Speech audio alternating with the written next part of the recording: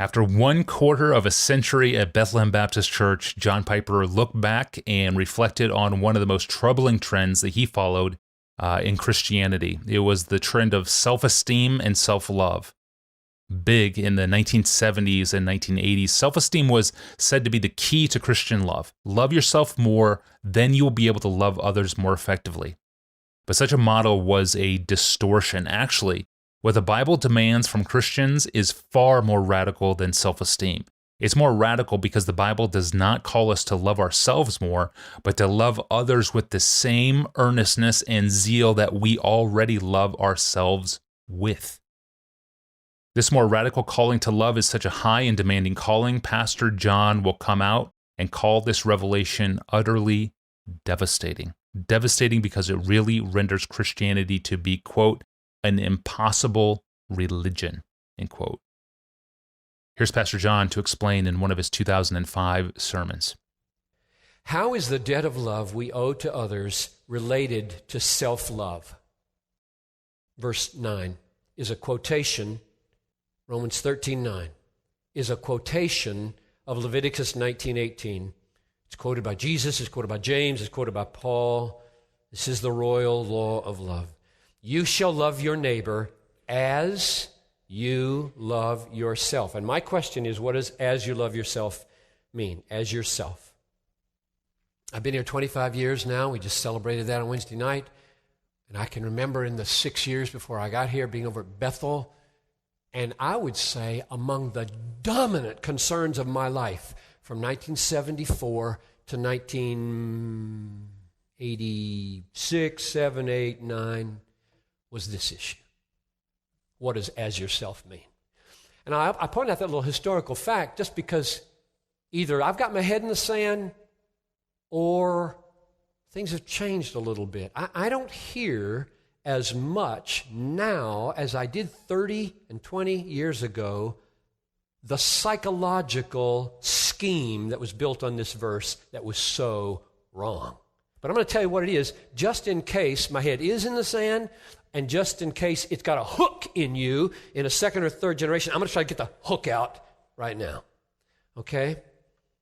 For many years, people, Christians, would write articles and books in which they said that this command meant that the reason people don't love others is because they haven't learned to love themselves enough. And therefore the task of counseling and the task of education and parenting and preaching is to help people love themselves more so that they would have resources to love other people. And in that little scheme, self-love always meant self-esteem. So the universal gospel that fixes all problems of children and marriages and business conflict is lack of self-esteem. And therefore, the task of all counselors, all preachers, all parents, all educators is get more self-esteem into these little kids' lives and into these employees' lives, and then things will go better because as they love themselves, they will spill over on love to other people. That was the scheme, and it colossally missed the point in several ways. First, this biblical commandment assumes that all of us love each other and don't need to be taught at all to love each other.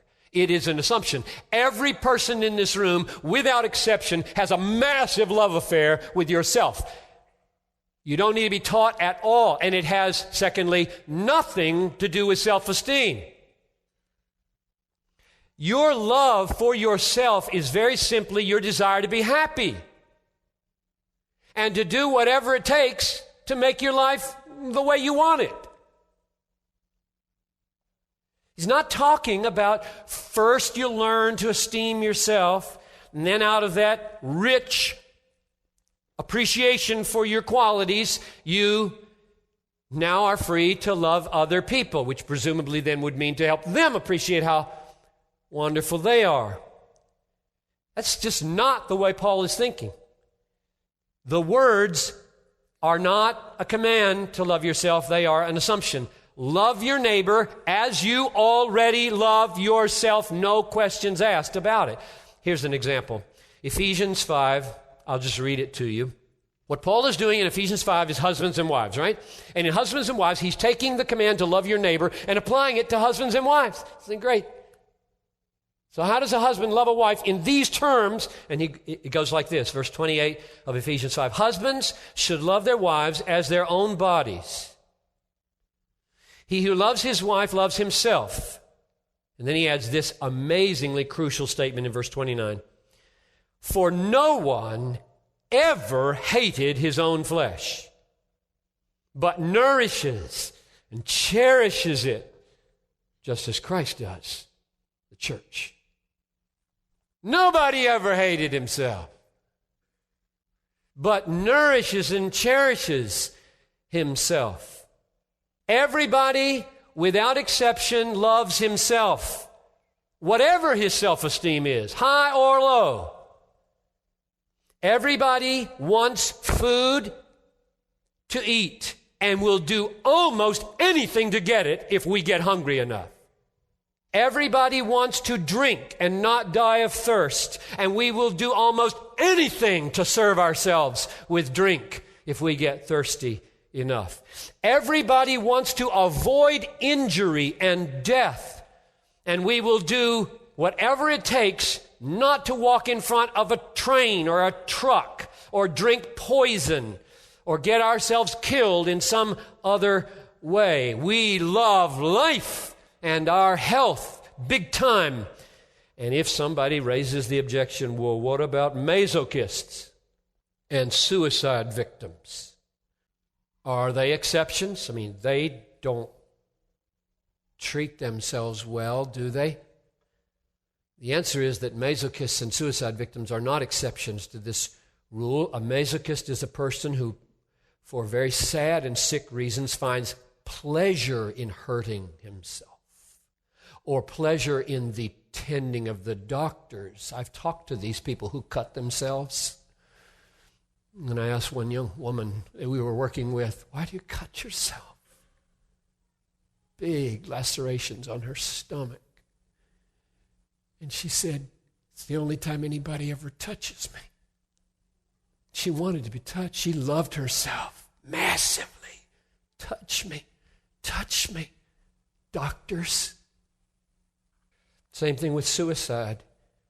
The only reason people commit suicide is because life has gotten so painful they can't stand it anymore and they want to escape. They just want out of the pain, which is self-love. I don't want the pain anymore. Everybody likes to be praised. And apart from grace, we all subtly say things and do things to be liked, to be praised. It takes a massive work of divine grace to free you from that idol. We love the praise of men. Everyone has self-love. Jesus does not command it. He assumes it. Now, lots of people think it would be very radical if Jesus said, so stop loving yourself like that and start doing the duty of love to other people. Stop having those strong cravings for your own happiness and your own welfare. Stop that, kill that, crucify that, die to that, and start doing something that doesn't flow from desires for your happiness and just do dutiful, loving things. Some people would say that's really radical. And it would be, I suppose, but it's not as radical as what Jesus says, and Paul says, and James says, and Leviticus says. They say, love your neighbor that way, like you massively love yourself. Make your desire to be alive, make your desire for happiness the measure of your desire for other people's happiness. You talk about radical. You talk about life-changing, heart-exploding, impossible demands.